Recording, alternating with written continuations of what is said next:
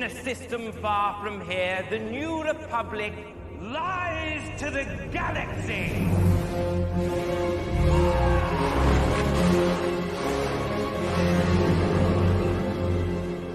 All remaining systems will bow to the First Order. Hello and welcome to All Remaining Systems in our second ever live broadcast. Matt is a couple minutes late, but we're going to get started without him.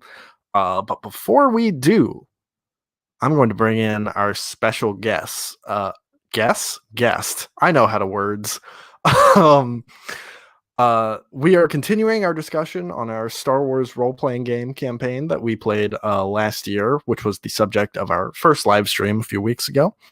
So now I'm going to bring in my guest, not guess, who was one of the players in that campaign who joined at the exact session we left off at. Funny how I plan these things. So welcome our special guest. Hey, it's Skyler, a.k.a. Jeffrey Higgins, a.k.a. Swag Daddy McMillionaire, a.k.a. the original Blue Waffle. How we doing? All right, now it's about time to remove Skyler from the broadcast. No, but in all seriousness, it's good to have you here, Skyler. Skyler was not only a mid-game add-on to this campaign, he was also one of the original players in our Edge of the Empire campaign, and is now a current player in our Dungeons and Dragons game. So he's got a lot of experience playing with us. You were not involved in the initial setup of this campaign. You came in at session 14 out of 31. Yeah. Do you want to go ahead and talk a little bit about your beginnings in the campaign, like who your character was, the inspiration, and what exactly I told you about this campaign going into it? Because I honestly don't remember. So basically, like, when I found out that y'all were doing one, because I had always known that you and Matt were doing y'all's podcast, and when I found out y'all were doing one, I was like, well, why wasn't I invited? I kind of felt hurt, But then immediately after I said, they were like, you want to be in it? I was like, well, yeah. And then you kind of gave me the backstory of what Brooke and Matt and their characters had been through and stuff. And the inspiration and basically how I wanted to make my character was make him the opposite of Matt from our first campaign.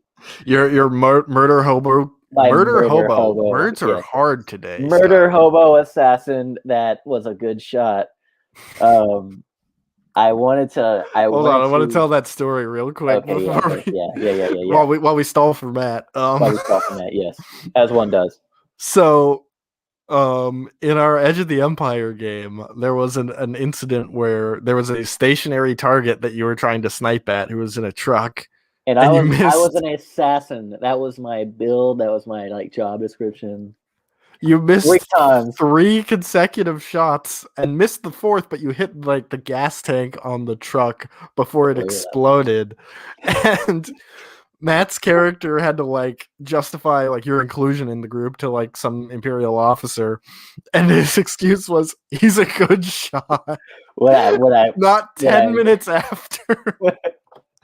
Within seconds. Anyways, the inspiration behind SETI was kind of I want to make a kid that is not confident, that is sheltered, which was kind of how I felt a lot of because going to a private school and whatnot. Mm-hmm. And kind of I was kind of the nerd for most of my life, or the loser in the class. I can attest to that. Okay. When I made our senior high school video, there was an entire 2-minute segment just dedicated to people dunking on you. Yeah. Okay. Yeah. But it was all good fun. We all loved you. It was all good fun. Everyone grew to love me or wish they were me. And so basically the inspiration behind him was I wanted to make something that I felt like I could act, I didn't have to act too hard to be. Yeah, and I think if I remember correctly, you actually said part of your inspiration was the Broom Kid from The Last Jedi. Yeah, the Broom Kid from The Last Jedi. Where he's just like he's a kid, and just at the end he's like they're like broom, sweep up this stall, and he just like brings a broom to him, kind of thing. It's like maybe what could have happened. Yeah, because your character started with a decent amount of force power, and was also he was a slave on what was the planet's name? I don't remember. Anyway, it didn't matter. Nope, didn't matter. We were there for like 5 minutes. Yeah, they got you out, and I don't think you ever went back. No, no, you did. You did no, because there was the Jedi because, Temple. Yeah, we did because of the Jedi Temple. Yep. Yeah, that was where an eventual confrontation took place. But anyway, we're getting ahead of ourselves. Honestly, though, you built it to be like Broom Boy, but what it honestly reminded me of a lot as we went into your character's story was kind of Rey. Yeah. There was a lot of Rey there where you grew up in a pretty terrible planet under the rule of someone who used you for your work, more or less. And then you discover these brimming force powers and go on some great adventure. It is very similar to Rey's story. Yeah, it is. Now that you bring it up, indeed. Did that not come up to you mentally as we were going through it? I guess it didn't,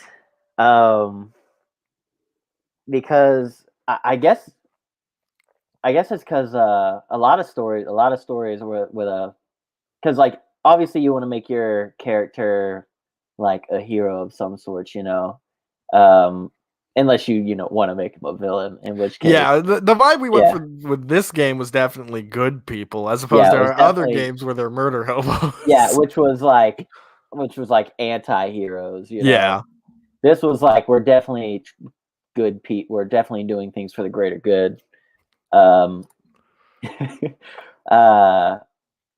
Which with most stories with like a hero kind of thing, like humble beginnings kind of build up, and so I guess that like subconsciously, I mean, it's a classic hero's journey kind of thing. Yeah, a classic hero journey. Everyone wants to root for the underdog kind of thing. Plus, like you give me like how much XP did you give me right off the bat? It was a lot. Well, it was a lot, but it was to match the progression with everyone's character at that point. Because I didn't want you to start with like a basic character with like a force rating of 1 while everyone's just dunking on you all the time. Yeah, everyone's just dunking on me. Which helped a lot, because at the end I was pretty you were the most force adept out of everyone by the end of the campaign. Yeah, because I picked those skill trees that had the ones that I could get it going to. Mm-hmm. Yeah, you picked some very force heavy career options, and you definitely managed to go ham with some force powers, and really made me rethink some future plans that we'll get to. Also, I was like, how can I screw this up for Michael? No, you played things really well, and I loved SETI in this campaign, because it was such a breath of fresh air having all these other characters were former Jedi, and so they were sort of experienced with this sort of thing. Your character didn't know a whole lot, and so it brought a lot of unique role-playing opportunities, and also just interesting story beats. Which I tried to play off as like I don't know anything beyond the planet that I was on, right? Like things I've heard in passing from people saying, because like because I don't know as much about Star Wars as you and Matt do. And so I was like, I want to stay within my bound, instead of, like I said, I wanted to do something that I didn't have to act too hard on. So act like I knew more than I did. I wanted to be like, if something came up and I didn't know it, I'd be like, oh, I just haven't ever experienced this before. Right. It was a nice cover. But it was a smart way of playing it too, because like you said, you're not as much of a Star Wars expert. Not to say that you don't know anything, but because like you're there when we have like watch parties and whatnot. We've had multiple Star Wars marathons before. Last Jedi and Rise of Skywalker that you every movie. And compared to like whenever I talk to like normal people about it, they're like, oh my gosh, you know so much about Star Wars. I'm like, you should be my friends. But yeah, what exactly, because I can't recall, what exactly did I tell you about the campaign going into it? How much about like the villains and ongoing plot did I tell you, or did I tell you much at Um, all? I remember you told me they were, which now I'm gonna.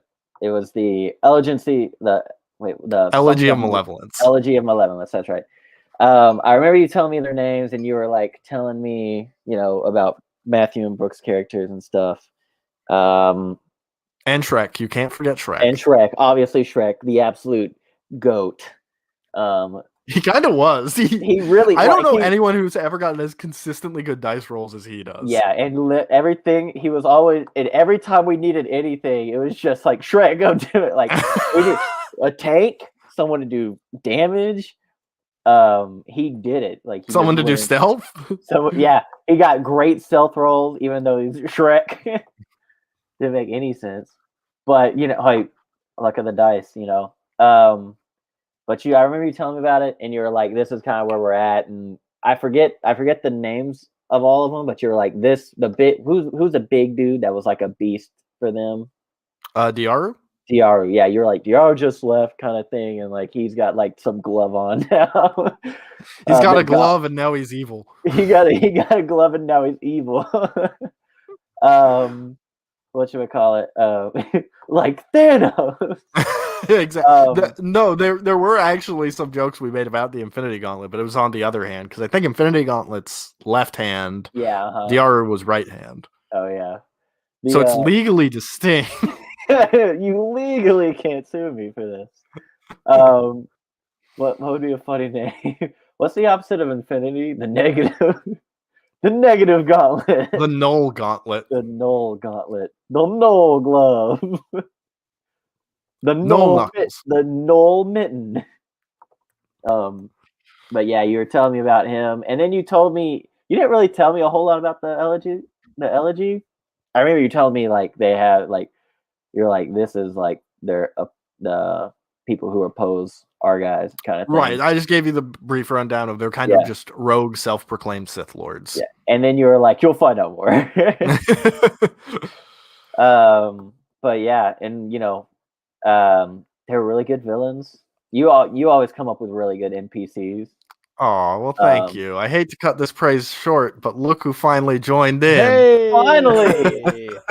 Sorry about that. I was having some extreme computer difficulties. It's all good, mate. We've managed to stall. We've just been having Skyler go on and on about himself. So yes. Okay. Which, as well, you know, that could be like 3 other sessions long. So back to what I was saying. When I was 3.5. Oh man, but well, I guess now we can stop stalling and get into session 14, which was Skyler/Seti's debut. This session, which was the start of our third arc, was called Diverging and Converging Paths, as it was the official exit of one of our player characters, the player who played our Chiss character, and the official entrance of none other than Seti Loacli. Basically, what I remember about this was you guys mind tricked the slave owner into letting Seti go, and then you just booked it. Yeah. Yep. That's exactly what happened. Basically, you're like, you want to let him go. And he was like, yeah. This seems like a reasonable decision. And then a minute later, he's like, this was not a reasonable decision. I'm pretty sure the excuse he was like, he's worked really hard, so you should let him go. It's like, yeah, he's a slave. It's like, yeah, he's a good kid. He can go. You can go. And he's like, don't do anything. No, you're good. And then I don't remember why, but you guys afterward went to Nar Shaddaa. And this is where you first met the Shadow. But before we get into that, does anyone remember why we went there? We went there for those hot wings. That was much later. That was actually near the end game that you guys went on a hot wing detour. Which one? Which planet's Nar Shaddaa? That was the sort of like the Hut Moon where it's all the Oh, crime place. It's where you guys had the speeder yeah, chase. yeah. Actually, both speeder chases we've done in Edge of the Empire and Force and Destiny both took place on Nar Shaddaa.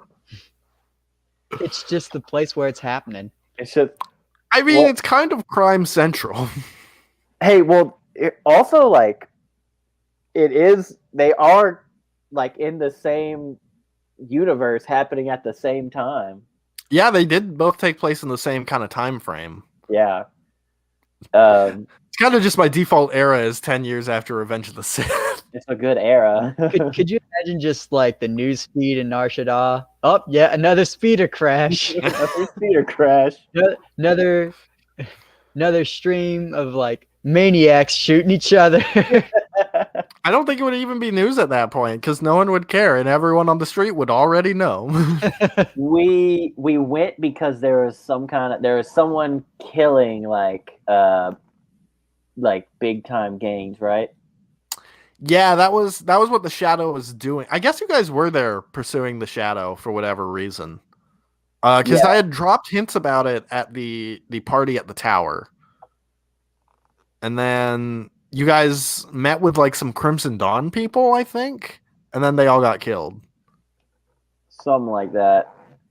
Anyway, point is you guys met this dude known as the Shadow. Yeah. Who was Brooke's character, Grenay, her former master, now turned mass murderer, whose version of keeping order in the galaxy in the age of the Empire was just murdering criminals. I don't know if I ever told you guys the inspiration for this. The inspiration for this was from Death Note.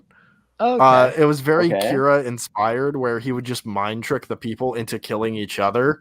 And so he was basically just an untraceable ghost. Me shoot. Everyone loves Death Note. Death Note's pretty darn good. I We don't all know a watched single that person. together. We did watch that We together. all watched it together. That's cool. The anime, not the movie. The anime, not the movie. Although Willem Dafoe is amazing. Literally the only good thing about that movie. Only good but thing about it. Actually, the other good thing about it was that it ended. So the Shadow talked with you guys, and a fight broke out because you guys disagreed with his methods of murdering people. You can't be doing that. Come on. Come on. So then a speeder chase ensued, which I believe Seti was piloting the I speeder. was, because my piloting was the highest, or tied for the highest. I think it was that my piloting was tied for the highest, but like, yeah, I think it was. I couldn't do any like combat related stuff like the other guys. Yeah, so they just had me do that. And the Shadow did eventually get away, but it was actually a pretty close chase. Yeah. It took a good long while for him We to finally rolled lose. really well. And after that, the Shadow would become as he's also known, Vargan Dargo, would become a reoccurring villain and threat throughout the campaign. But now we were at the halfway point, and after that, you guys went to Malachor to talk with Darth Cinder. And I had no idea how this was going to go going into that session, because it could have gone very bad. Do you guys want to talk about you turning Darth Cinder back to the light, or at least back to some sort of reason where he's suspicious of the elegy? Shoot, I mean, but I'm trying to remember, because I remember we fought like all of them, right? Like we fought him, the other Inquisitor kind of dude, Mm-hmm. and then like their goons and stuff. And I'm pretty sure we just made it to like, it was like all of us versus him, and we were like, "Yo, come and join our side." The Inquisitor stuff was later. It was. Well, what was that weird? The lizard dude that was like. Yeah, that's literally the rest of this arc going forward, was when you guys went back to Ord I Mantell. remember we were given the location of where Cinder was, So we're like, you know what? We know where one is. We can take him out, or we can try to talk to him, because he Yes. seemed like the most reasonable out of all of them. I did drop the location very early on so that it would be a risky option for you guys to have, where it could go either way. If you try and convince him and it goes south, a fight would break out. But it's also important to note, when you guys went to him, he had like gotten horrible cybernetics implanted into his body as an attempt to try and like disconnect himself from the Force, to rid himself of these visions, and it messed up his body, and he was barely functioning for kind of the rest of the campaign. You see, with the backstory of how he was trying to disconnect himself from the Force, he seemed like the safer option to really go to at the time. Definitely. Because at this moment, we've already fought Dyaru and we fought Hollow, and that was not fun. So we decided that, maybe Cinder would be kind of easier, I guess. Yeah. So we went over there with not really a set game plan. We were going to talk, but if it got violent, then it got violent. Yeah. Right. And there was a backup plan. I had a stats ready for if you tried to fight him. You actually had to fight him once before at the tower. But he was very reluctantly fighting you. It's you've given me no choice and now I have to fight you. But you guys did eventually convince him to be very suspicious of Darth Hollow. You didn't really convince him to join your side yet. That came a little later, but you guys did convince him to be a bit more wary of his chosen company. And after that was session 17, From Hunters to Hunted, where you guys were going after... I think you guys found out the 13th brother was still on Ord Mantell, and Dyaru would be going after him. You guessed that much, and so you were able to go back there, and you were going to try and... What was the game plan with the Inquisitor? Were you going to try and turn him as well, or just capture him? So the whole goal was to keep him from Dyaru, because we didn't want Dyaru killing him, because we knew that would kind of seal his fate into the dark side. Yep. So our main goal is just keeping them apart, whether we had to kill him ourselves or something of that nature. However, when he asked for a truce, then it kind of also pushed the tide of, hey, maybe he would want to fight the LG more than wanting to fight the Jedi. So I thought, with numbers, I was just trying to play a numbers game of trying to get as many people on our side as we could. Yeah, as many people on our side as we could, yeah. It was a good tactic, for sure.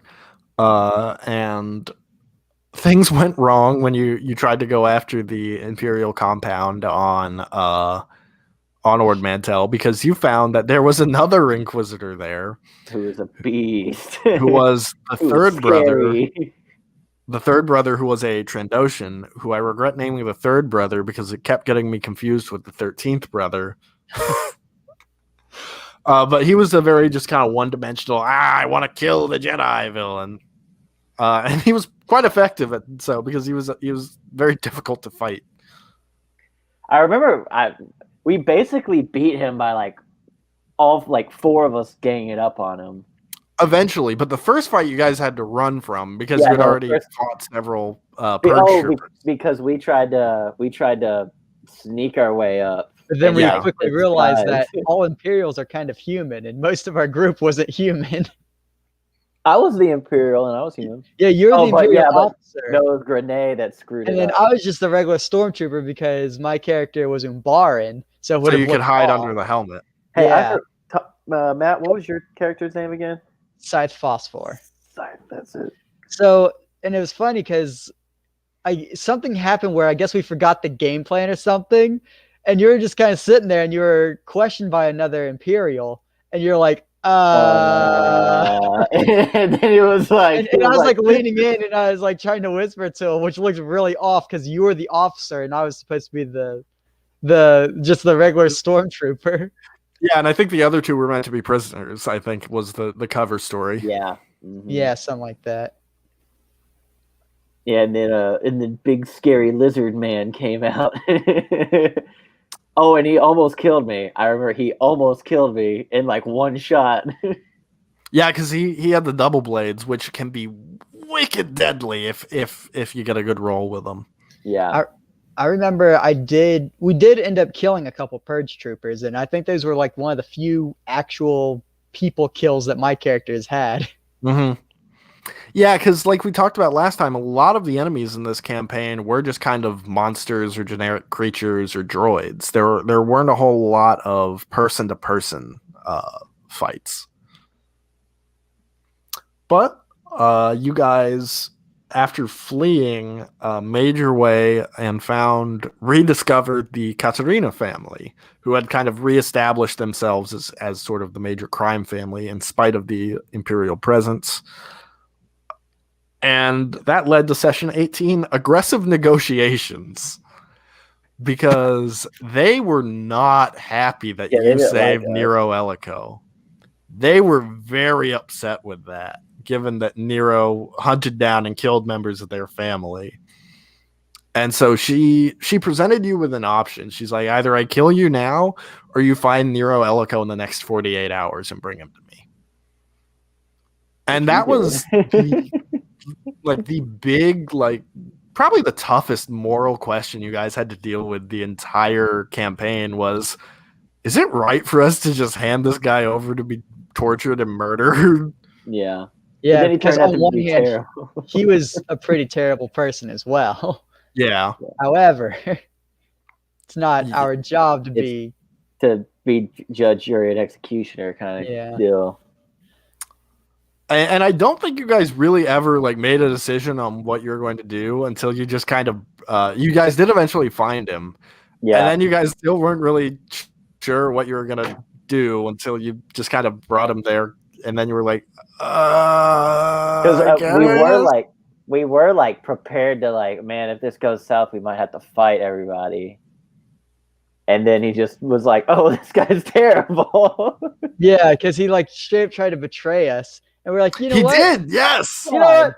Die. and we're like, you know what? Coin. Have him. Bye. Go ahead. Flip that coin. Well, before that, you guys were trying some weird tactic. Yeah, we gave him a holdout blaster. And didn't you at one point lift someone into the air for some reason with the Force? Yeah, it was mainly trying to intimidate them. And then they pulled guns on you? Yeah. But that's because we had to hand in our weapons. Yes. But the second time, we mind tricked them into believing that we didn't need to hand in their weapons. That's right, you did. So we had our weapons this time, so we were a lot more confident. So we're like, okay, if they try to pull guns on us, we'll just slash them up. Yeah, big chop. Yeah, and we're like, okay, so now we have the advantage. But now I'm Gordon Ramsay. As things were starting to go south, and then he tried to, say it was all on us and all our fault. We're like, yeah, no. You know what? Die. I forget even what exactly he said to try and betray you guys. Yeah, but he was trying to make himself seem innocent in something and blame you guys for it, and it just didn't work for him. Mm-hmm. And just as a note, this session was called Two Betrayals because it was a Halo reference, and because you betrayed him and he betrayed you. I thought it was funny. And I knew that Matt would appreciate it because he's a big Halo buff. It's pretty good. Pretty good. And then that session ended with a ship crash landing onto Savoria, and you realized, oh crap, that's Darth Cinder's ship. Which led to session 20, The Dying Flame, where you discovered him in poor condition, and you eventually saved him and brought him back to your ship, which now had a back-to-tank, if I recall correctly. Which I think got a lot of use. A lot of use. Yeah. Because For the way sure. that this game system works, it's not like D&D where you take a long rest and all your hit points come back. No, it takes a lot more effort to get yourself healed up. Yeah, several sessions sometimes. Mm-hmm. That might have been the reason why we went to Nar Shaddaa, was to get the back to tank. You might be right, actually. Because I was like, man, because we were all trying to get a better way to heal. Yeah. And we just saved up enough credits to get it back to tank. And we're like, Yeah. well, where's the nearest back to tank? Yeah, and it took you guys a while to save up, too, because with the nature Wasn't of this it like campaign, you're not 5,000 making a lot of credits? money. Was it like 5,000 credits for back then? It was like It was like 4 or 4,000. 5, Yeah. something like that. But it was a lot. Yeah. Yeah. I was like, I'm a slave. I don't have any money.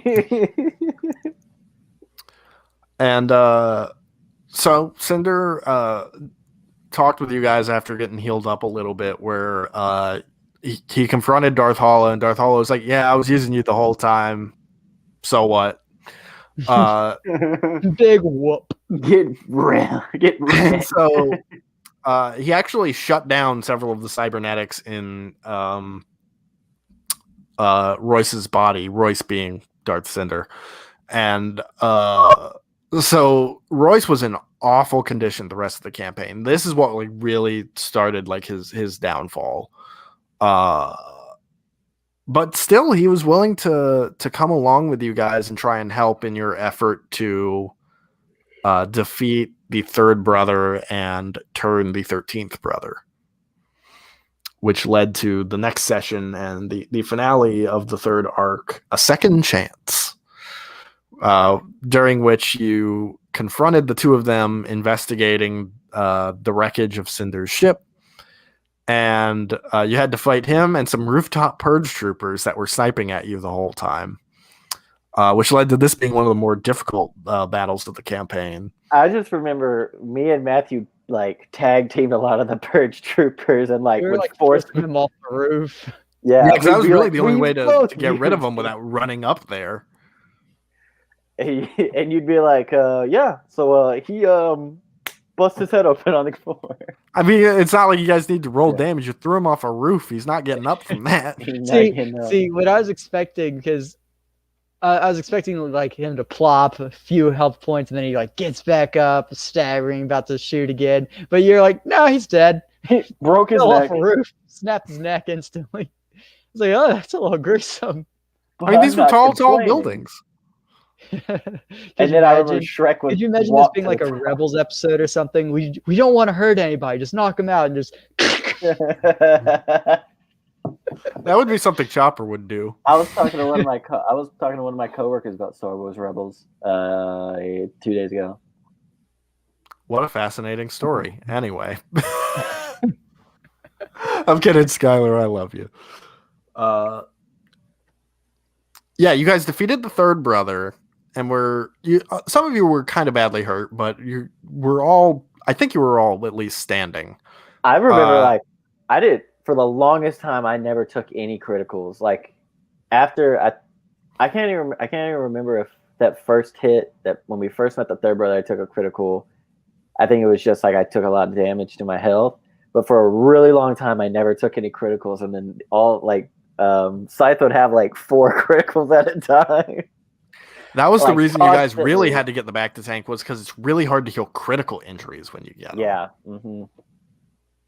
That was the real reason. Until I got the best ability ever. Man, that best ability ever, though.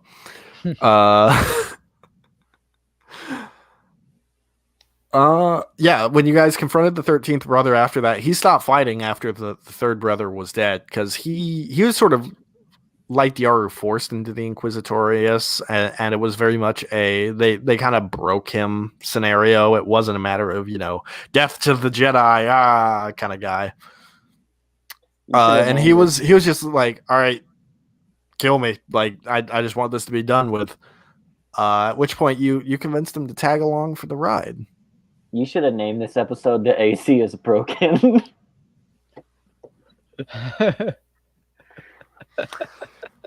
Eventually you guys did give him the name AC. Skyler specifically because 13, 1, and 3, the respective letters are AC. Yeah, and Seti's a child. And I'm also a child. See, I voted for Stabbo, but Stabbo the clown. Stabbo the frown. And for some insider behind the scene knowledge of what the GM was thinking through at this time, part of my brain was like, should I bring the Shadow here to Ord Mantell to further complicate things? And I ultimately didn't, but I did heavily consider it. Actually, for a good chunk of the next arc as well, I was like, do I want to bring Vargan Dargo in to just start messing things up at various locations? But I ultimately couldn't find reasons to justify him showing up at the same location. So, but what did you guys think of that? What did you guys think of that arc overall? Where you managed to redeem 2 villains, gain a new ally, and I was feeling pretty good about ourselves. I was like, this is pretty Jedi. We gained, like, I was just like, dang, now we're not just 4 people. We're 6. Yeah, because this was when things started to really go right for you guys. Yeah, this is when we had more numbers on our side, and it felt more feasible on taking on the algae. Mm-hmm. Even though, Royce was very, like, hot or cold, because, like, his stats were good, but, like, also he was very kind of frail at this point. Yeah. And so it was like he would do really good, but he was a glass cannon. Yeah, he'd do a lot of damage, but he couldn't take any. Yeah, he would do really good until he started getting hurt, and you constantly went after him like first in everything we did. Yep. It's one less NPC I have to manage. Yep. Well, also he tended to his initiatives just kind of tended to be better. And so he would often go first, and so he's often putting himself, out on the front lines before anyone else is. As one does. That's how I justify it, anyway. Yeah. You just have a murder erection for Royce. Yeah, I did try and kill him several times, as we'll get into. So the next arc started with session 22, Heart of the Jedi, where up to this point, Seti had just been using one of the spare lightsabers from Toxin's apprentices that you guys kept lying around the ship. And so you eventually decided we should probably go ahead and get him his own kyber crystal. Yeah. Oh, and I stole the Inquisitor's lightsaber because it was cool and spinny. you wanted it the Inquisitor style lightsaber, and I allowed it and made some custom rulings as to how the spinning functions worked. And so you basically just went there to get your own kyber crystal, and you went with the magenta color. A man after my own heart, magenta for life. Magenta for life. Skyler and I are both big fans of the magenta color, especially in Jedi Fallen Order. Fallen Order, yes. It is the most elite color. I agree wholeheartedly. I know Matt does not, but... Well... My colors, I like the white sabers myself. Racism. Magenta for life. I don't think anything else really happened. I think the rest of that was you guys planning, all right, so how are we going to get Dyaru back? Yeah. Because that was kind of your big focus at this point. Now that you had the 13th brother, you had the bait. You just needed to set the trap. Yeah. We just... And then, we needed that manpower. We needed the absolute unit that Dyaru was. Well, also because I think Grenay had one force Skype call with him where it was very distinctly the spirit of demise controlling him. Yeah, she had a couple like that, didn't she? Yeah, I think because the way you guys were trying to lure him to a location it was a big debate as to whether or not you try and use the force to try and connect them again, or if you want to use comlink. Because I specifically in my notes have different consequences set in mind for if you tried to use comlink or force, and depending on what you guys rolled on persuasion checks and whatnot to get him there, what would happen and who all would show up. And ultimately, the way it worked out was you guys did roll a little poorly. I think you ultimately succeeded, but there was some threats there, which led to Dyaru showing up with some of Abyss's beasts, and Darth Hollow showed up as well. Oh, yeah. And Platus, that was the name of your homeworld. Yeah. Mm-hmm. And the Jedi Temple that was there where you guys met the ghost of Ide Kir, who's formerly Dyaru's master, yada, yada, yada. You guys wanted to lure him to that Jedi Temple because you were hoping the ghost of Ide Kir would show up and be able to sort of persuade him to come back. Because it wasn't just persuading him to come back. You had to fight off the influence of the gauntlet, too. Yeah. And so you guys lured him there. And Hollow first, before the fight started, lured out Royce to confront him at the top of the mountain, which I intended to be the death of the character, but we'll get into here in a bit. So Dyaru shows up with the two beasts at his side, and it's you guys standing between him and AC. And this could have gone a number of ways. Like I said, this campaign was kind of open-ended with how I tried to make things. So AC dying was a very valid possibility. And honestly, it was pretty close to happening. I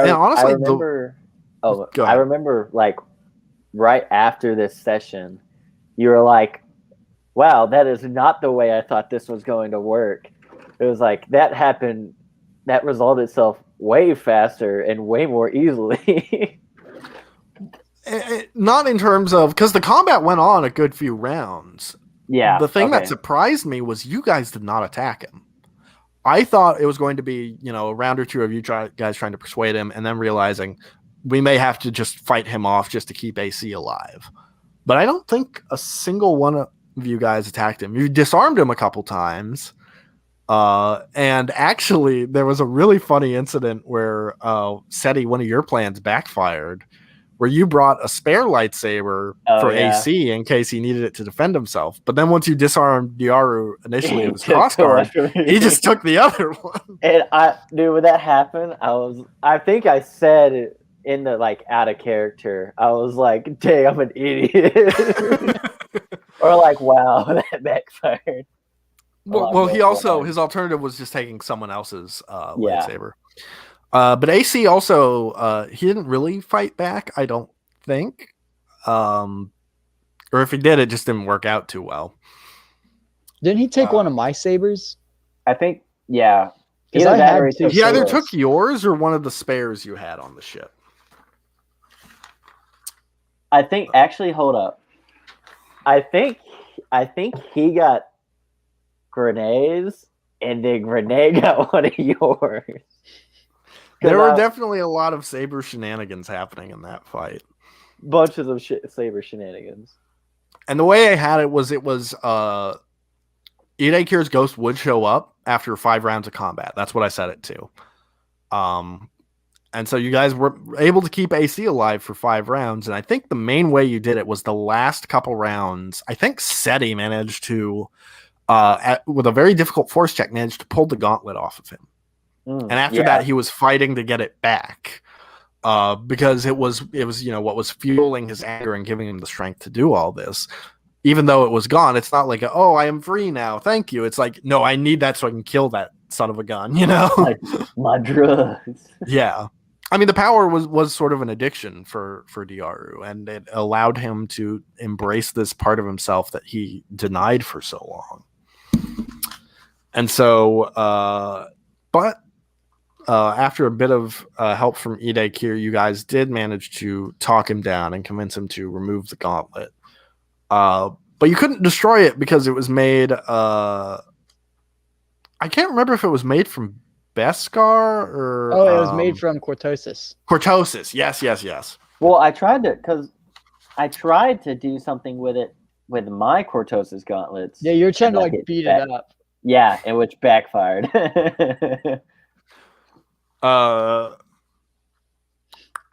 You like threw the glove on the ground and then just started wailing on it. I did do that. You I did bad do that. glove. You bad glove. I'm gonna show you what it means My to gloves are be. bad. What for it is mean to be. So you guys, Dragon Ball PP reference. while you guys did save Dyaru, you guys then heard screaming and force lightning from the mountaintop, and As you one ran does. up in time to see Hollow's ship take off and see Royce Barron on the ground dying, and that's where we ended that session. Crispy boy. And afterward, Matt and Brooke disconnected from the video call, and it was just me and Skyler left. Skyler was trying to figure out how to spend his XP. He was looking at all the force talents, and he starts talking to me. He's like, "So is Royce dead now?" And I'm like, "Well, technically, he's dying. He's about to die." And you're like, "But what does that mean in terms of like in game?" I'm like, "I guess technically that would mean he has the one critical injury that." Is like you'll die on the next round, the second worst one." And you started looking at like the heal tree, and you're like, I have exactly enough XP left to buy a talent that would allow me to potentially heal this critical injury and give me like a 50-50 chance of saving him. Yeah, lets me heal any one critical injury that's not death. Yeah. And I was like, if you do know it's not a guarantee though, and you were like, "Yep, I'm gonna do it anyway." And so the build up to the next week was so intense for just the two of us because we were the only two who knew about this. And I was like, if you pull this off, Skyler, I'm gonna be so impressed. And sure enough, in game, you managed to pull this out, and you managed to save Royce Barron from death. But you did not save Royce Barron from wanting to die because Hollow had given, this big speech as he was murdering him to basically be like, everything you did for me. All the pain I've caused, you've played a part in. And so even if you say you had your own motivations for it, you're really no better than I am. And that just emotionally devastated him. And made him even more of a liability for you guys. Yeah, because he became Depresso Espresso. Depresso Espresso. What happened after this? on the I ship. forgot to mention. Dyaru got Orbalisk armor like Darth Bane had in Legends, where they were these parasites that created a nearly lightsaber-proof armor around him. And so you guys had to also spend this session, which was called Miracles and Parasites, trying to remove them. Which I, like lore or intelligence rolled, knew how to take them off. We didn't explain how we ended up actually. So when the ghost of Ide Kier showed up, basically Dyaru just completely stopped. He did for a second. I think he made one more attack after that, but it definitely made the checks to try and convince him a lot easier. And you guys eventually talked him down after like one more round, I think. But yeah, it definitely significantly helped. Yeah, and it's kind of awkward because he's like, "Hey guys," and he had like all this armor still on. And we're like, "Oh, okay, so do we like peel them off?" So we had to like look into the holocron to figure out. And we like shocked. It was like you had to hit it with like just the right amount of like electric shock or something. Yeah, like because this is like the in-universe also explanation of how to get rid of them, because it's a big thing in one of the Darth Bane books. So we also had to like find supplies to do that. Yeah, you guys had to go somewhere to go and do it. And then you dropped off AC and Dyaru on a sort of Jedi, not really an outpost, just sort of a weird enclave hideout on Renvar. Yeah, where nice little fun camp. Yeah, a little ice cave where you guys also found a way to destroy the gauntlet. There was a little thing there that was meant to destroy Sith artifacts. And Ide Kier's spirit was also there to basically this was writing off Dyaru and AC for a little bit and allowed them to train and improve themselves, I suppose. And also a way of those two to become friends, because they did have very similar experiences, both, being tortured through the Inquisitorius, and knowing that, I don't know if we ever actually explained this in the stream, Matt. The 13th brother, as it turned out, did not kill Ide Kier. Yeah. Ide Kier killed himself, basically, to save the 13th brother's soul. And that shook the 13th brother, and he was like, I don't know if I am capable of doing this. Yeah, so they both had a similar kind of thing with Ide Kier. Yes, for sure. Because Ide Kier saved both of them from the Inquisitorium. Yep. The Inquisitorius. And while you guys were in the ice caves, someone came and kidnapped Royce Barron from your ship, which you later found out was a one of the things I like to do with these RPG games is take aspects of Star Wars I don't like and try and explore them more in a way that I think is interesting to kind of make me like it more. And The Rise of Skywalker had recently come out within about a year of that game. And so I wasn't crazy about, the Sith Eternal cult on Exegol, but I tried to introduce it in a way in this game to make it kind of interesting that I would like it. So there was a group of Sith Eternal heretics that viewed Darth Hollow as their leader and viewed him as the Sithari. And so they followed him and they kidnapped Royce, and they were going to sacrifice him in their little sanctuary on Dathomir. So you guys, afterward, in session, having to flip through my notes a lot, session 25, the fourth sister, you guys went to Dathomir. Which I loved this little, mini arc, kind of, sort of. Mm-hmm. Because it felt different. It felt almost like its own little thing apart from her story to me. Yeah. And it was kind of honestly, when I did it, it was a half-baked idea. I was I kind of had an idea of where to go going forward, and then we advanced the story a lot more in Miracles and Parasites than I was expecting, so I was just kind of threw it out there and didn't really know where I was going with the kidnapping of Royce Barron, and so I actually kind of slapped this together pretty quick. And I'm lucky it turned out the way that it did. But you guys met a Night Sister on Dathomir, who was in charge of a little clan of Night Brothers. This Night Sister who survived was known as Zoa, and she was the sister of the three Night Sisters who went to follow Darth Hollow and Darth Abyss. Only she didn't agree with that, and so she was actually really inclined to be on your guys' side. And as a little fun fact Easter egg, I think I did tell you guys about this. In every RPG game we do, I sneak in some Yu-Gi-Oh references just for funsies that only I will get. And the one I did for this campaign was all of the Night Sisters were named after Yu-Gi-Oh cards. And so the three Night Sisters who worked for Abyss were Trishula, Briona, and Doma.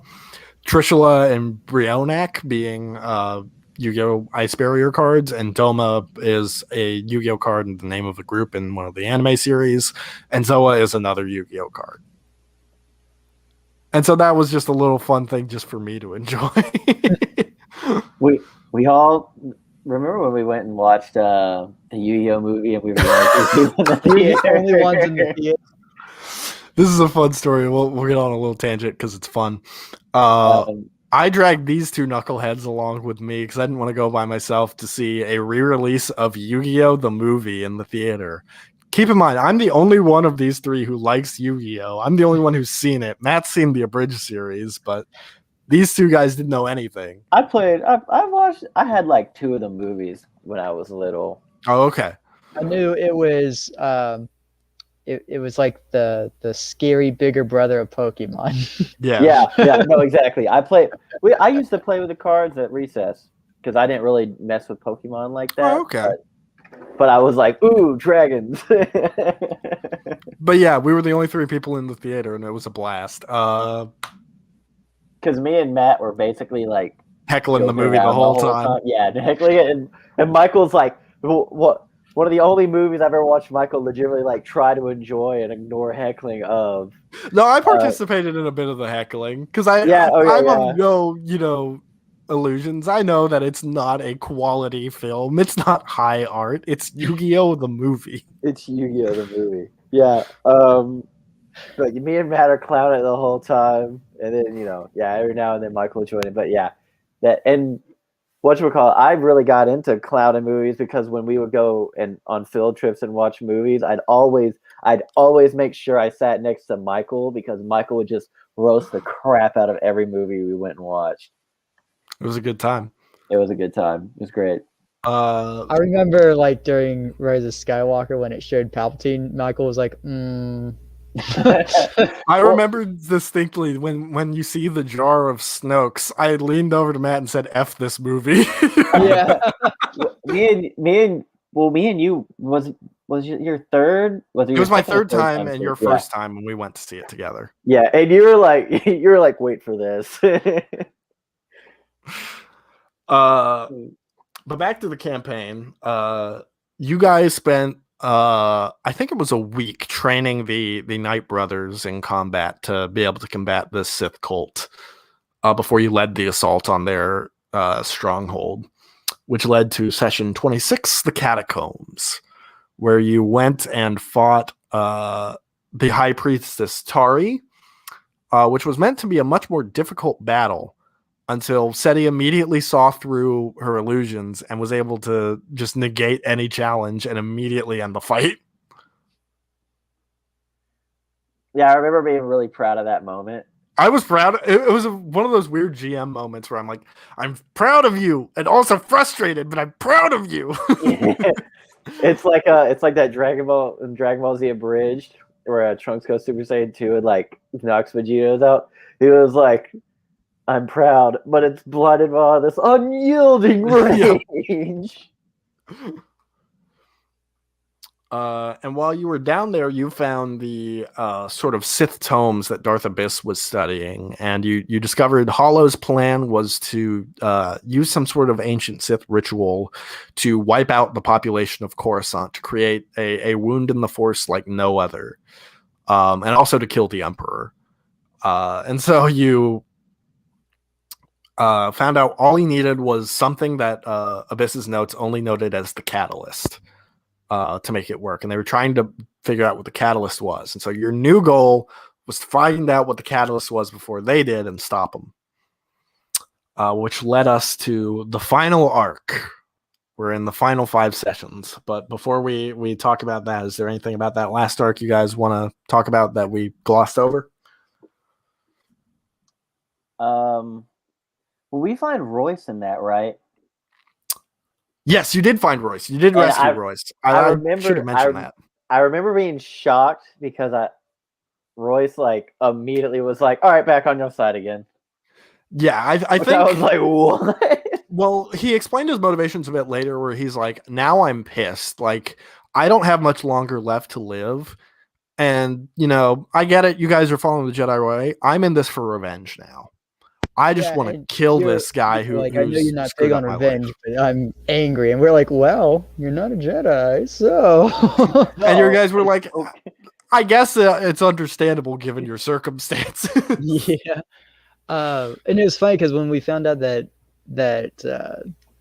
the whole goal was for the LG to kill the Emperor and stuff, at that point, I was like, oh, now I got to protect the Star Wars canon.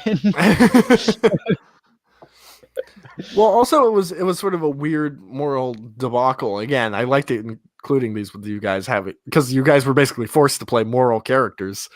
It's like, I guess it wouldn't be that bad if the Sith Lord died, but also 1 trillion people would die, and that's kind of not good.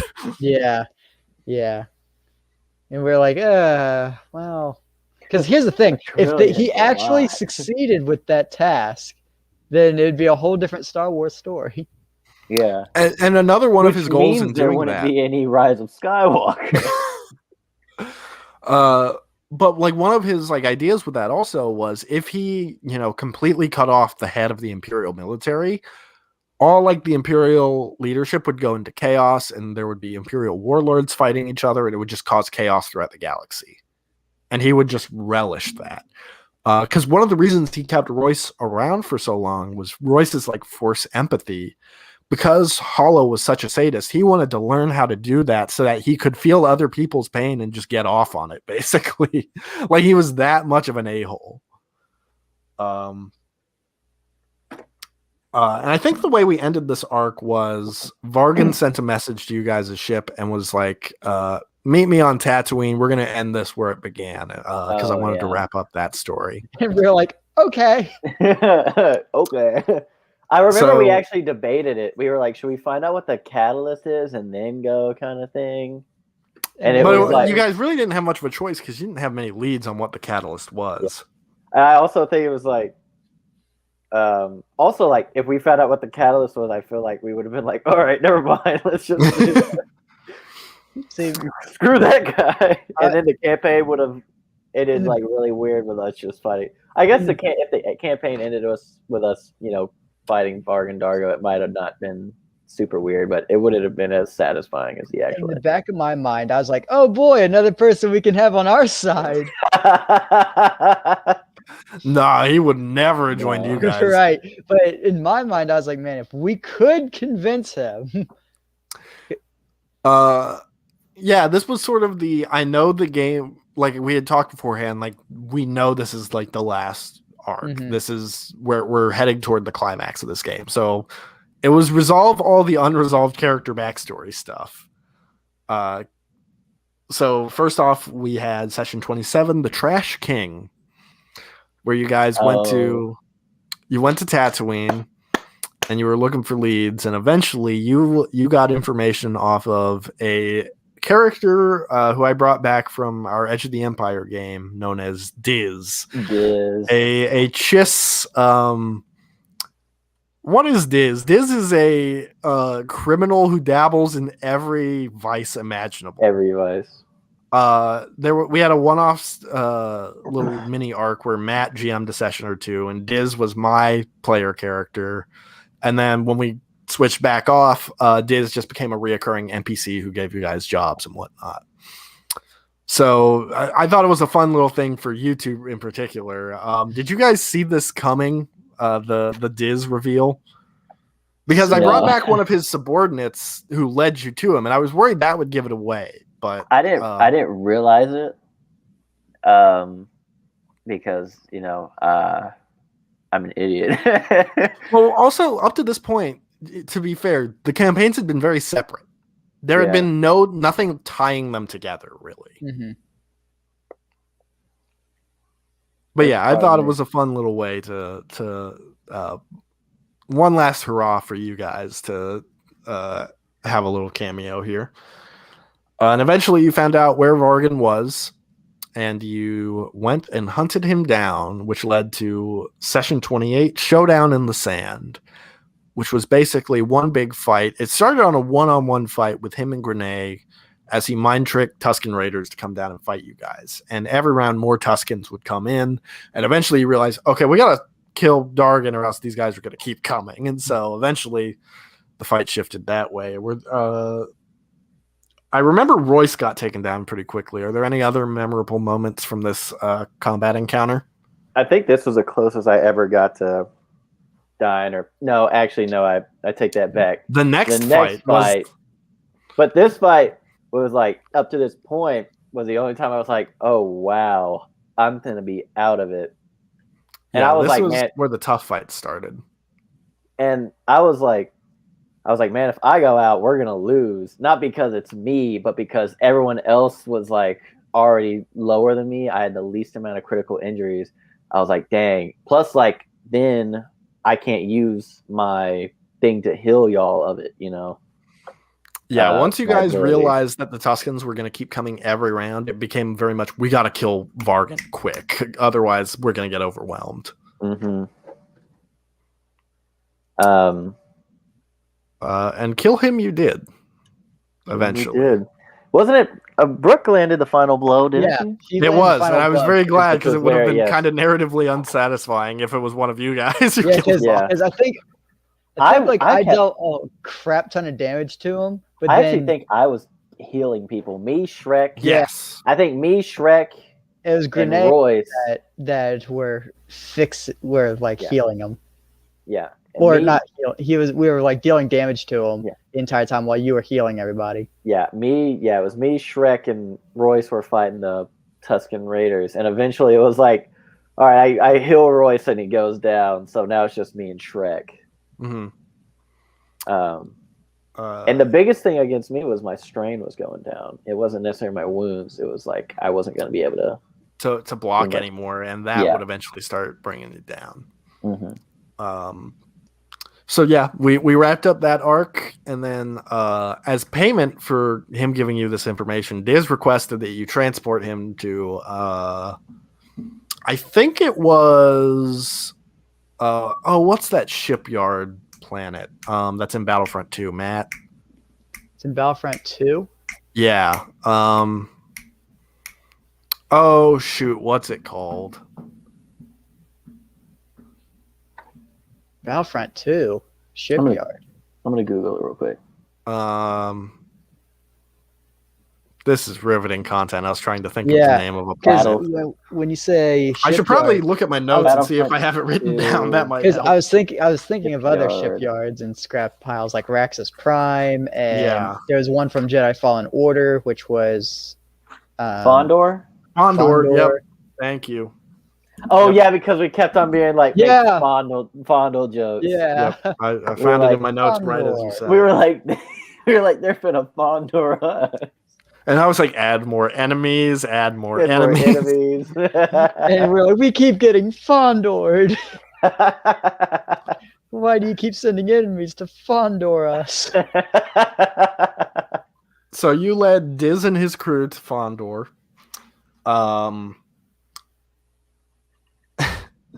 And Diz stole a lightsaber from you guys, one of the apprentice ones. And after you dropped him off in his hangar, he yelled out, "They're all yours!" And you realized you were led straight into a trap from Matt's backstory. Which we never found out what it was because we just killed everybody. What was funny was like you guys kind of asked, but when I said, you guys were like, "Oh, okay, good enough." We won't ask Okay, anymore. good enough reason to murder all these people. Yeah, so I guess to finally bring out the explanation, Skyler, Right. there was a group of clone troopers that had been following Scythe for a while, and were trying to track him down. And eventually they lost his trail. And the part that I sort of ran with that Matt didn't even know about was these guys were in training to be purge troopers, but their internal chips were faulty, and they were basically psychotic and obsessive with killing Jedi. And they were unstable and unfit for service, so they were discharged. But they still, in spite of that, kept hunting you guys because it was literally the only thing they could think about. And eventually, Diz struck up a deal with these guys after figuring out who you were and led you to be killed by them. And so you fought. This session was called The Nine That Followed. And you had to fight these 9 proto-purge troopers in what ended up being the closest combat encounter of the entire game. Everyone went down but Seti. And it eventually literally came down to Seti and one guy left. Yeah. And it was just down to them. And I had I actually think I had enough hit points to where if he attacked me and parried it, I would have had 1 health left. And so I would have gotten another round of combat. One last shot. One last shot at it. So but yeah, this was an interesting combat encounter too, because there was a good variety in these guys. Some of them had stabs, some of them had the little batons, and there were 4 of them with blasters. And the reason this encounter was so tough, honestly, was you guys didn't take out the blaster guys first, because they were chipping off damage of you guys Also, for round after round after round. we constantly, a big problem we had in this campaign is we would constantly try to heal each other instead of fight. That was an issue occasionally, yeah. Because the stim packs and force heals didn't help that much. Like at most they would heal 6. Mm-hmm. Which was like 1 round of combat, and then someone would do that exact amount of damage, yeah. Yeah. Mm-hmm. Any other things we should bring up about this fight that I've This was just the most epic moment ever for me. I felt so good. Because I don't know, I just remember getting like a freaking super like clutch roll and stuff, and I was like, oh my gosh, I was stressed. I was big stressing. Mm-hmm. But yeah. And then session 30 was the island. Yes, this was the session you guys went back to Renvar to regroup with Dyaru and AC, who now went by Andros Selene was the name he chose for himself, an extension of AC. Which I loved. Though it was short-lived, I think. No, Mez got clapped. So you guys went back there, and I revealed to you guys that I had tricked you into doing all but one of the Jedi trials. That various events in the campaign counted as, participating in these trials. And then you guys did your last one, which was, I believe, the Trial of Flesh, and officially were dubbed Jedi Knights. How did you guys feel about that? I thought that was really dope. What was everybody's thing? Or like, what were the trials? We all had those visions kind of thing. The last trial was like, are you willing to like sacrifice everything to be a Jedi? Yeah. And it was like you had to jump into this pit that you didn't know if it had a bottom. Yeah. I'm trying because we all had like visions. I remember Matt's, and I can't because Matt's was like up against the fallen Jedi. The Jedi that was with that was the first time you guys went to Renvar. That was one of the trials. You had to do this to get to the little altar to destroy the gauntlet. You had to face like the ghosts of your past. Give me a second. You guys can keep talking about that and trying to remember what they were while I try and find what the trials were. I can't remember what Grenades was, but it was probably something with Vargan Dargo. Yeah, it was her friend that Vargan killed. Yeah. And then I think mine was with Royce. Yeah, I want to say it was. It was him being like, "Why did you save me when I wanted to die?" And then Matt, yours was, I think, it was either the. It was all the ghosts of the Jedi, wasn't it? Yes, I couldn't remember if it like a lot of them were the temple guard. A lot of them were just like ashes. Yeah, and it was what happened to the group after they sort of fell away from you. Mm-hmm. And then like there's like some guards that like donned the Inquisitor uniform. Yep. So the first one was the Trial of Skill, which was meant to be it's generally lightsaber combat. And what counted as that was you guys defeated the third brother. That's what counted as you guys passing the Trial of Skill. Trial of Flesh was being willing to die to fight evil. It was the last one. Trial of Courage, you risked a lot to save your friend, both Dyaru and Royce. So that counted as that trial. Trial of Spirit, you had to fight against the ghosts of your past, like we just talked about. And the Trial of Insight was being able to see through visions and illusions, which was fulfilled when you guys saw through Tari's tricks as she tried to fight you guys in the catacombs on Dathomir. And so you guys did your Jedi trials, and after that, you got a communique from Dyaru where you're like, Darth Hollow's here. And you ran out, and unfortunately, AC had been given the final death. The big death.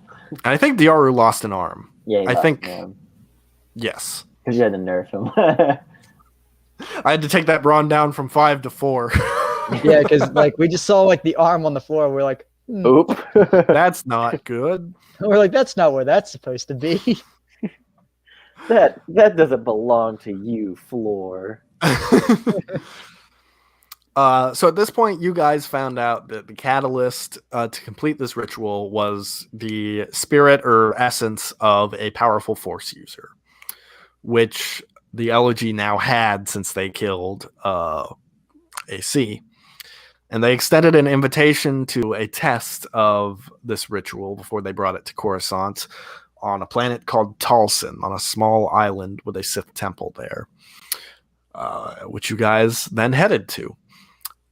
Grenade managed to pilot her way through a storm and actually managed to land safely there. Did I gloss over anything? I feel like I may have skipped something important.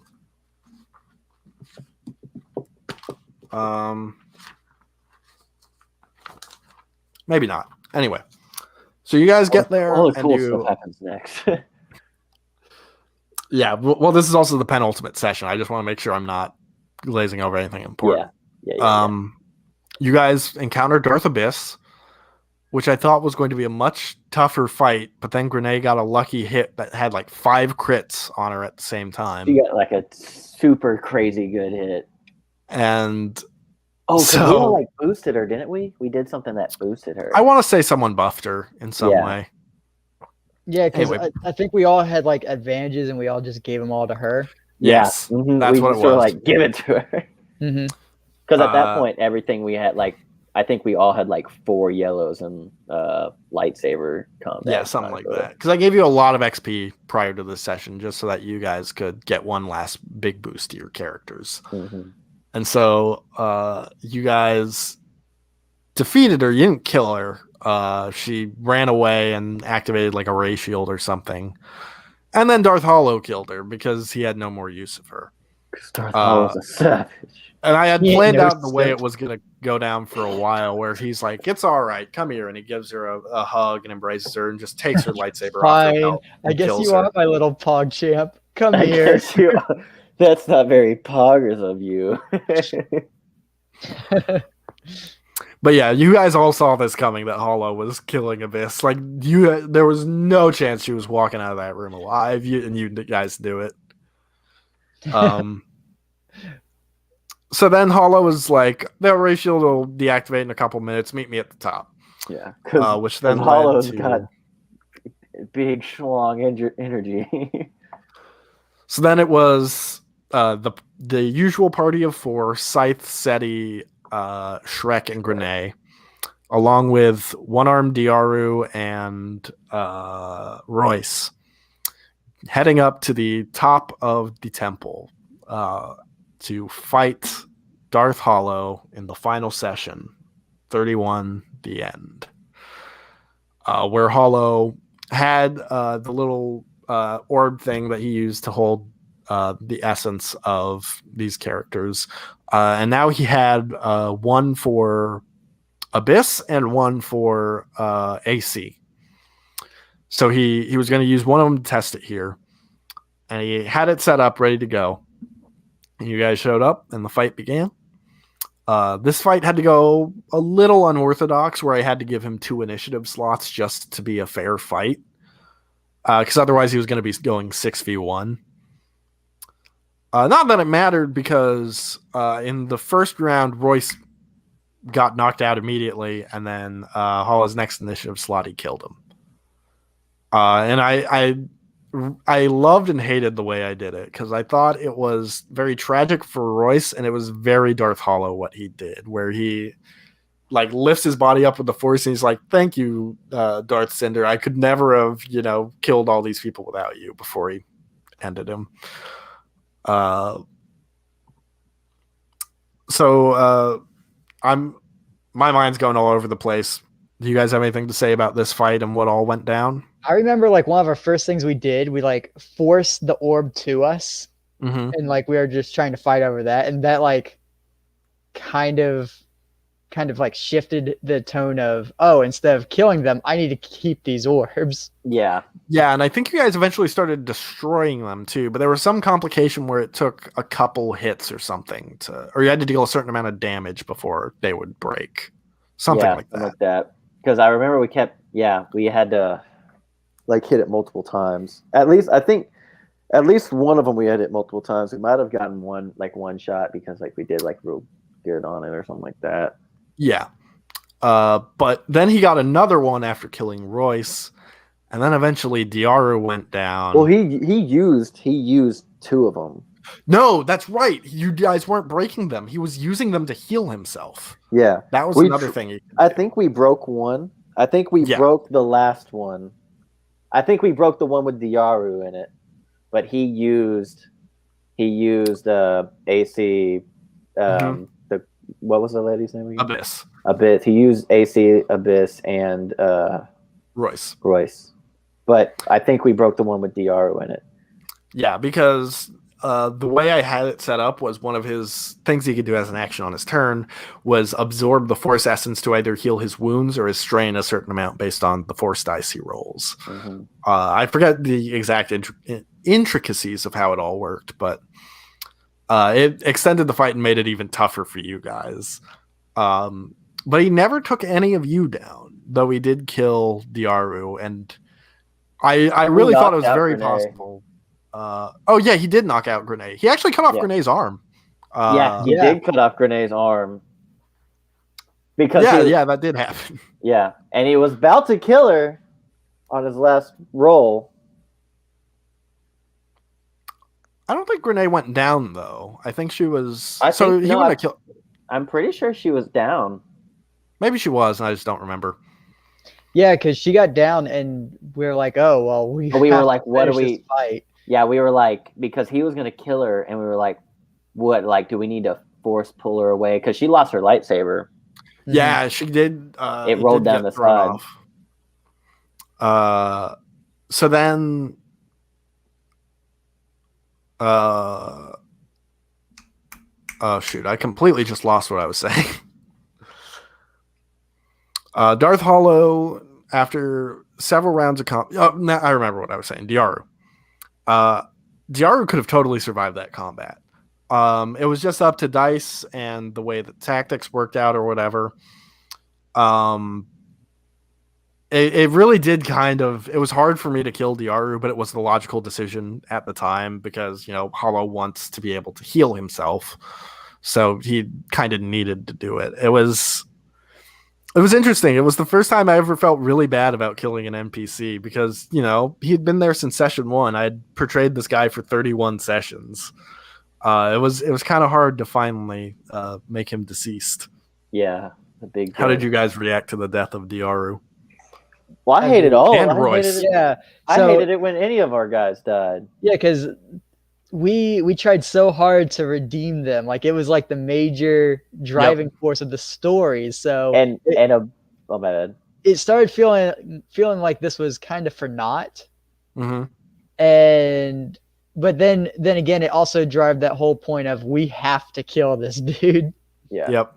Which it definitely reinforced the Darth Hollow is the worst, and I want to murder him. Yeah. Which whatchamacallit, Royce was like the closest thing said he had to an older brother, right? Mm-hmm. Like I constantly told him that too. I was like, "You're like my brother," kind of thing. And so that definitely, I was like, oh, I gotta be sad, even though like I'm not, because he's not real. And I think I didn't, like I said, I didn't intend to kill everyone that you guys redeemed, but AC needed to die for the story to continue with the catalyst.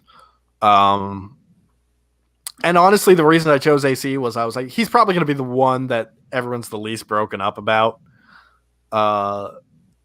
And Royce, I wanted to at least see it through to the end at that point to be able to fight Darth Hollow at least a little bit. But yeah, Dyaru surviving was totally optional. It just didn't work out, unfortunately. But eventually, you guys did defeat Darth Hollow. And as he's laying there dying, he's like, but you can finish my work. You can take the knowledge of this ritual with this orb with my essence and take it to Coruscant. And you guys were just like, no. And I killed him, bro. I felt so good. I was like, I've killed the last 3 The way Michael had it, though, like you did the last blow, but he made it so all of us drove our sabers into him. Yeah, because he was like, well, if you're not going to do it, I guess I'll take at least one of you down with me. And he went for his lightsaber again. And I had it so everyone at the same time pierced him with their blades. And that was it was a little cool moment I had planned. And I thought it would just be the most rewarding way to do it. That made me think of like, when I remember when you did that. So, we talked about this earlier, Michael. I'm like a huge anime fan. I thought of that scene in like Black Clover, which is a pretty popular anime, where like there's 3 guys in there all like getting ready to kill a dude that just like messed up their buddy kind of thing. And I was like, bro, they're just like that. And that made me really happy. Okay. Me up for the tangent about all my tangents have been about anime. It'd be like that sometimes. It'd be like as one does. Michael just force pulled you, stabbed you, and said thank you, and flicked you away.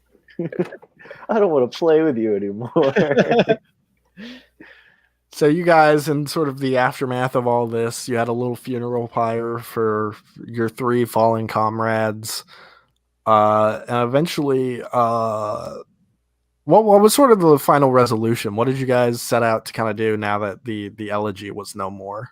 I think like the last thing that was said was like, Scythe being like, where to next? I think you guys were like, maybe we should go like find some more like Force sensitive. Oh yeah, because we were like, let's go. Because I was playing off of those visions that I saw earlier. Because I was like, well, there are more Jedi out there, and we were like, well, I guess we can, try to start anew. Yeah. And find others that are like us or those in need. And so that's kind of how we had it. It was a very bittersweet ending to the campaign where you guys accomplished your goals, but you did lose some friends along the way. So any final thoughts as to the way this campaign went? We'll have Skyler go first, just because Matt and I already talked about it a little bit in our last stream. If you want to just talk about your overall thoughts on the campaign, you won't hurt my feelings when they gripes or criticisms, or just the way this game was played as opposed to the more loose rules we used with Edge of the Empire. Yeah. No, I really liked it because it felt like it was a story, and like Edge of the Empire, like, there was a story, but like it was really flexible. It was a lot of shenanigans. It was a lot of shenanigans, and then every now and then you'd be like, plot. you would try to throw in plot, and then me and Kirk would be like, let's spend an hour at the market looking for knives. or you guys causing a massacre in Mos Eisley. Yeah, let me impersonate an old lady that sounds like a little like this and say she sounds like this, and succeed on it. Hundreds of people that end up dying. Or pinning a stolen speeder on some random guy and having him like, random guy. Oh man.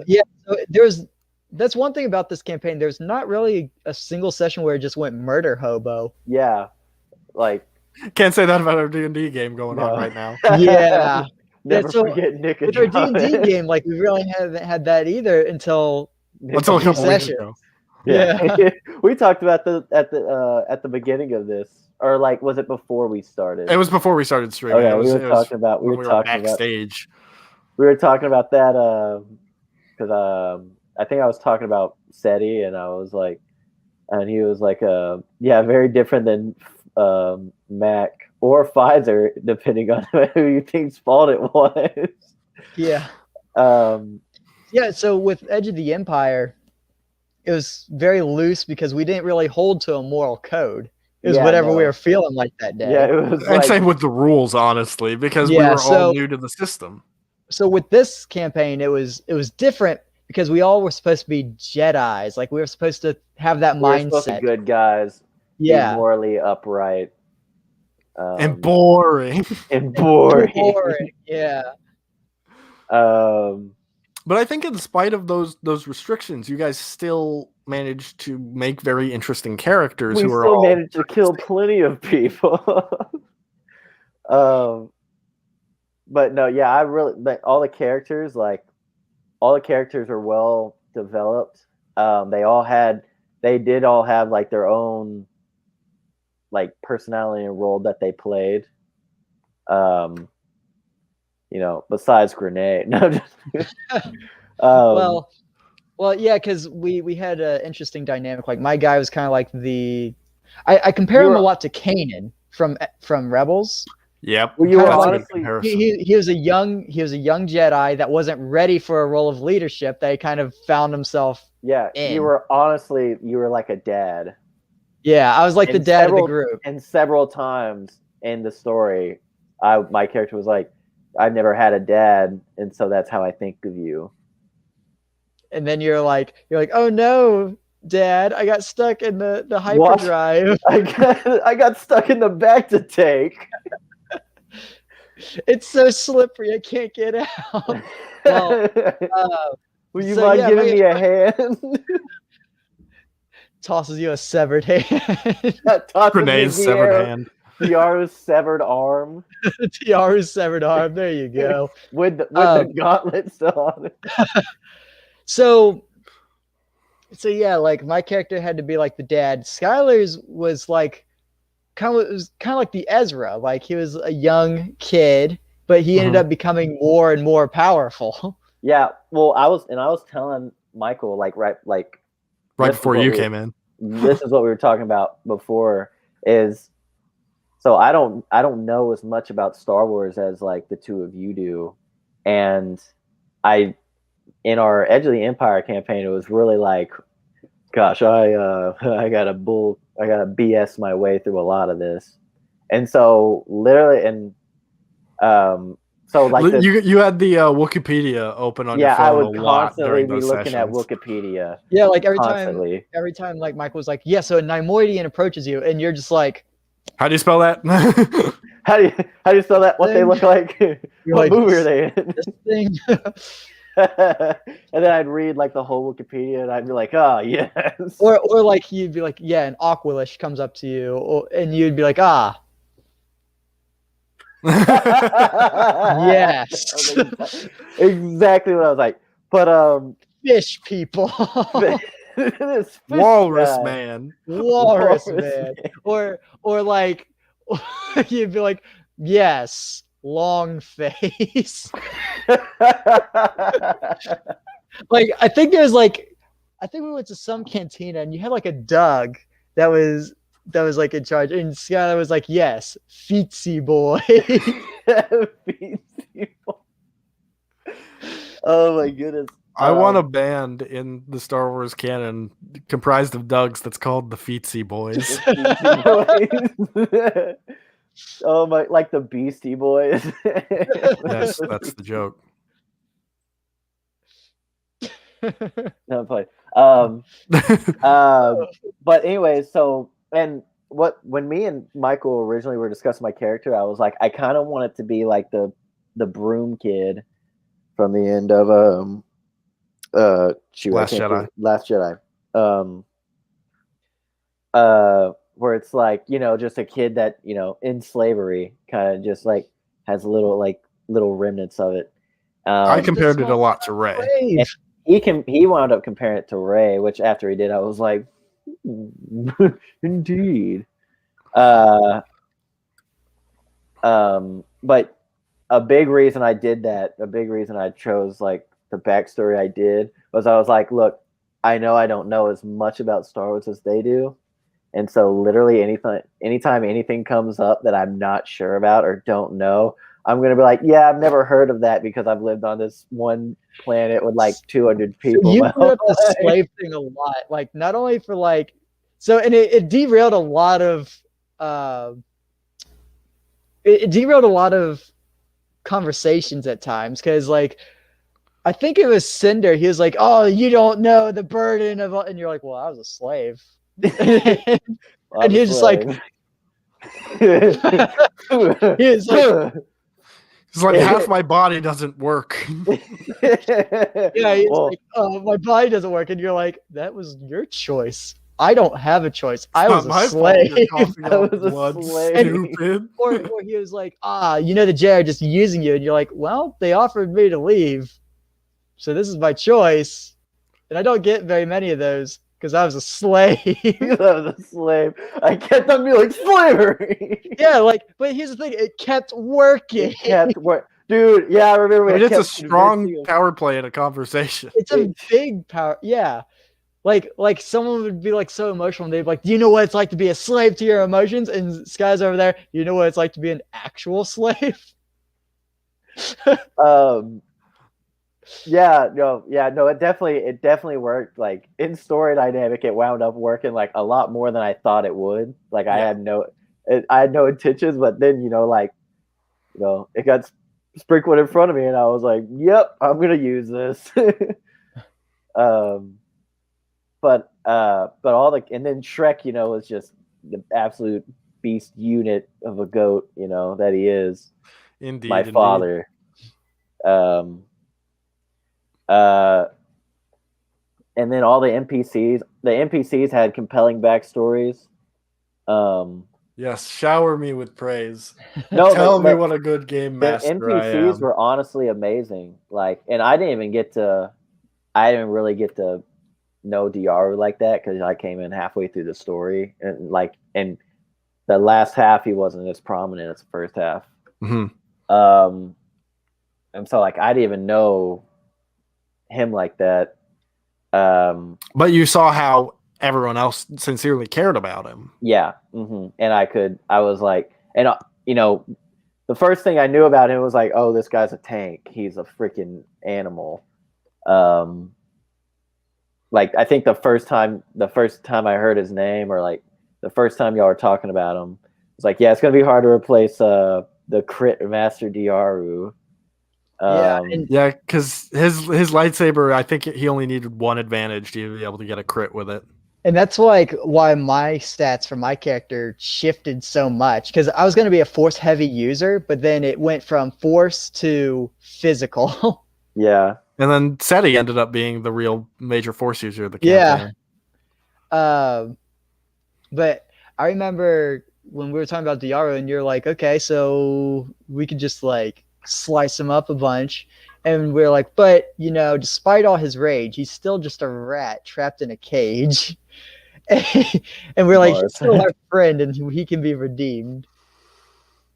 I remember there was one comment, I think you killed somebody. I think it was a purge trooper, and you're like, I like this. And that's real Dyaru flashbacks. Oh yes, I remember it that much because I remember you were I remember this. Dyaru vibe.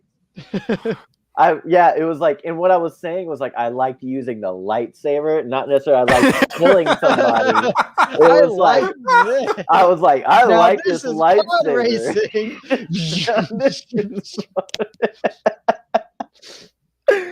And then, oh my god! Then it turns into a murder hobo campaign. Hey you!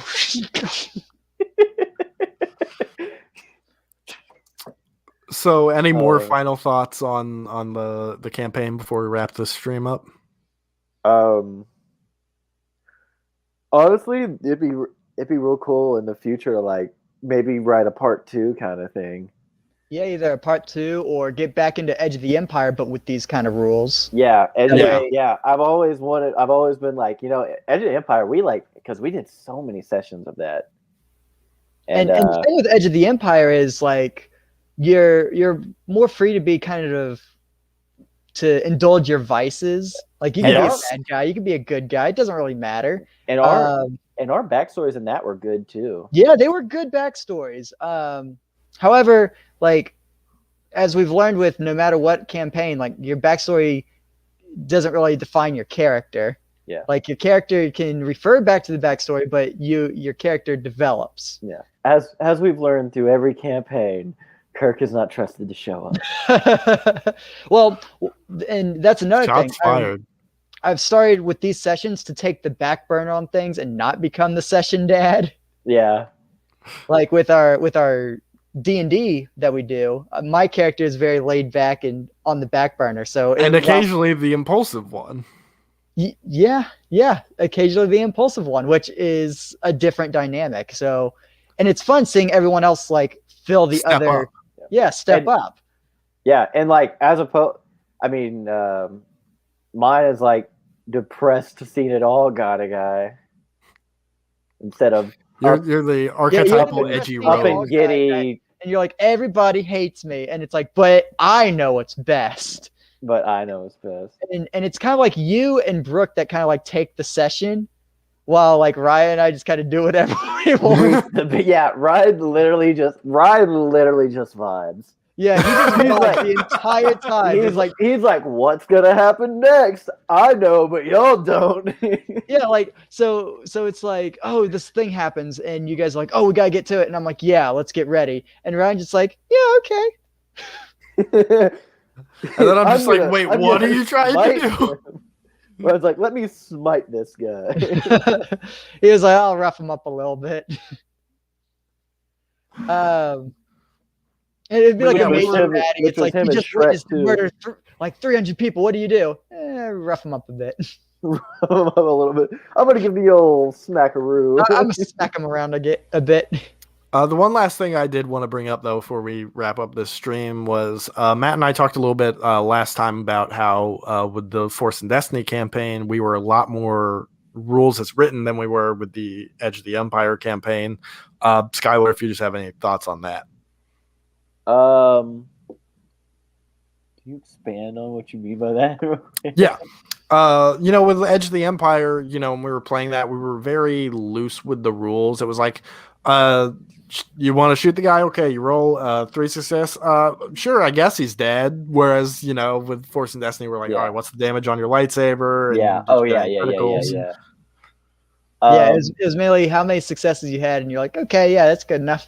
Yeah. Yeah, it was much more pure narrative The than start of if you get a triumph, it's gonna be like this happens, but not only this. Yep. The not only meme that we have between a lot of us, which I think it would be cool to do it, by the book, but also I feel like it works so well with just like, yeah, that's good enough. Yeah, there were very different types of games, but they both, I think, worked with their respective stories and the groups as well. Yeah. Which one thing I liked about the